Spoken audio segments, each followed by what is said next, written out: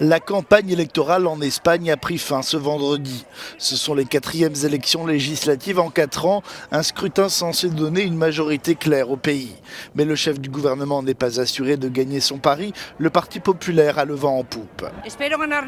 J'espère qu'on va gagner, peut-être pas avec une majorité, mais suffisamment pour pouvoir gouverner et se débarrasser de ce poids du Parti socialiste qui nous conduit à la ruine. Le gouvernement Rajoy s'était bien battu et maintenant nous sommes à nouveau en plein déclin.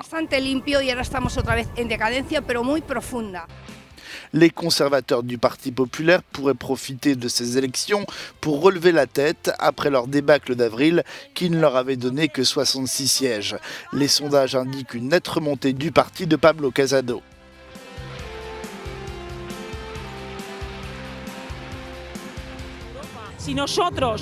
Si nous remportons un siège de plus que Sanchez, l'Espagne aura la stabilité politique, économique et sociale et par-dessus tout pourra préserver son unité.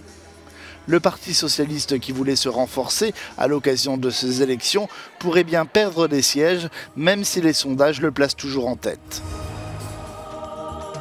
Le chef du gouvernement, Pedro Sánchez, appelle à faire face au franquisme et dénonce les accointances du Parti populaire avec Vox, le parti d'extrême droite.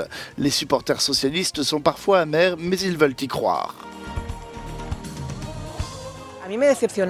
J'ai été déçu parce que nous nous attendions à ce que Podemos ait une position digne et Ciudadanos aussi parce que 12 heures après l'annonce des élections anticipées, ils ont dit oui à une alliance avec le PS. Je pense que ce sont eux les responsables de ces élections à répétition. Je pense qu'en Catalogne, le seul parti qui appelle vraiment à la concorde, au dialogue, qui est le plus en mesure de parvenir à un accord, c'est le Parti socialiste.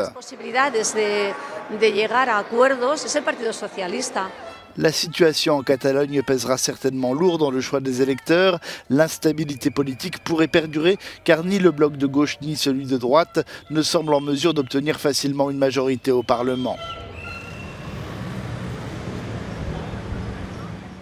La plus courte campagne électorale dans l'histoire de l'Espagne prend fin dans un climat d'incertitude encore plus grande que lors du précédent scrutin. Les sondages laissent présager un Parlement fragmenté et une montée de l'extrême droite. En Catalogne, la journée de réflexion sera marquée par des manifestations, avec notamment un grand rassemblement du collectif Tsunami démocratique à Barcelone.